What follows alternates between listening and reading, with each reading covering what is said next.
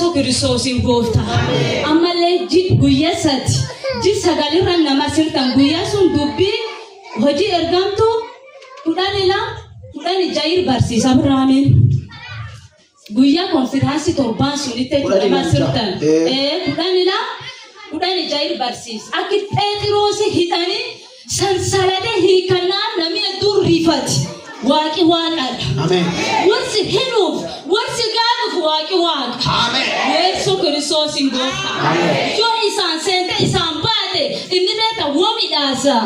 Amen. Amen. Asoodaa dure ejjuu dandeessa. Yes.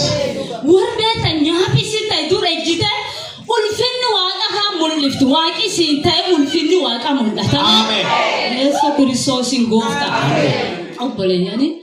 Ankana ajaa'iba obboleettii tokko barcuma gosa fiddasteetti anas birtaa ergaan hin darbi namoota dunkaanii dhaabanii boo'anii irra hafuu dadhabanii harki nyaaphaa jira immoo yeroo gabaabduutti namni suni harki nyaaphaa keessa inni hiikama deemgaliin jedhaniin namni sun immoo garaa wardarra hin dawwalaa jedhame. Ergaan sun garuu isheen firumkeenadha hin beenne silanaa dhufte ergichi. Keessum kiyya taa'e ameen waaqi tolchee haadhiin qabane immoo namis bira judhabee fuula sun deemu obboleessi suni dhuga sanii jedhu immoo haadhaaf abbaa kana macaalu waaqadha. Waaqi immoo isin ganne is gargaara. Hayatu jedhanii waaroo dhaabata. Mela mi'aarmi jiru guyyaa sun argasu. Haleluuyaa. Hiimargaa. Armi jirtanii ni guyyaa sun. Hittuwaa jedhanii waaroo dhaayatu jedhanii waaroo dhaabatanii raafan. Yeroo dhiyootti silkii tokko hadarraa bilbilan nagaa jedhee. Wayita sanar kaasa yeessoodha. Meetii dhaqaba yeessoodha. Ishi bilbilanii maa jedhan. Begeeta beyesus. Maqaa waaqa eebbifamu. Dhuga saniin jedhe bakka haali nama arguu hin dandeenye. Bakki firii nama arguu hin dandeenye waaqi nama argu. Waaqni geeddeertanii yoo waaqi yaamte waaqi nama arga. Maqaa waaqa eebbifamu. Fircaan kan namatti hiiku. Fircaan kan nama gargaaru. Haadha babbacaan kan nama argu. Beektaa? Gatamuun isaa waaqachi keessa karoora isaa qaba. Immoo akka inni nyaatamu sila seedhanii fedhe waaqi immoo waan karoora irraa qabu fachi is eegi. Amma mucaasullee waaqi beektaa is qorqoratee haadhiin qabdu. Harki nyaaphaa gatamte anseen dhiisodha waaqis waliin jira. Ameen. Inni waaqi beeku baatullee ana waaqi beeka waaqi karaa xiyyamaa is gargaara. Ameen. Yesu Kiristoosin gooftaa.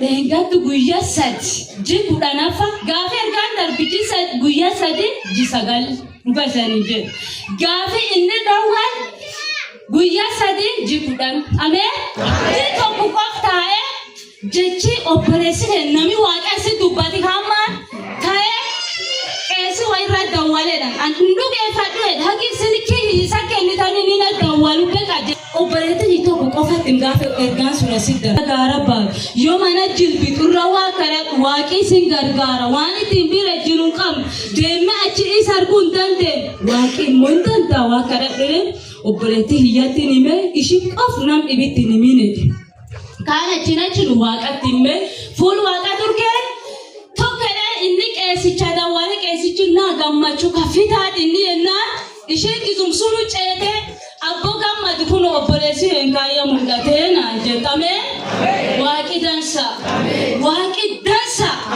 dhuga saniin jedha qarshii malee kagati malee dhiigisa marroo nu bitee fi dabarsee nyaapha nuun kennu maqaa waaqa eebbifamu akkasumaan cal'ise ittum dhiise fuuluma waaqa isheen naan jette eege silkii isaa hin dadhabne naan dawwalu amma kalee galgal geette garsaa 12 geette silki addisi wayit in cufa nootorki isaa bakka yoo an amne jalakaase naa bitta adaada jechuun dandamni tuqqo cabaq adda naadhaa naan jedhe akkanuma lafdhayi maqaa waaqa eebbifamu adda akkami ati eenyu jedheen naa bitta gammachuudha isa nabootan jedhani injiraahim dhaame xiyyiti fixadhannaan naqabanii eege saanummaan na bussanii amma fuuloo bayirdaari jira hin gala bakka jifan taa'e duqqo ture dhufe sallaala ameen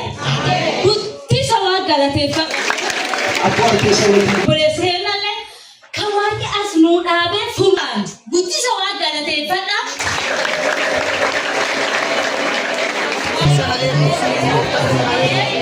Amen.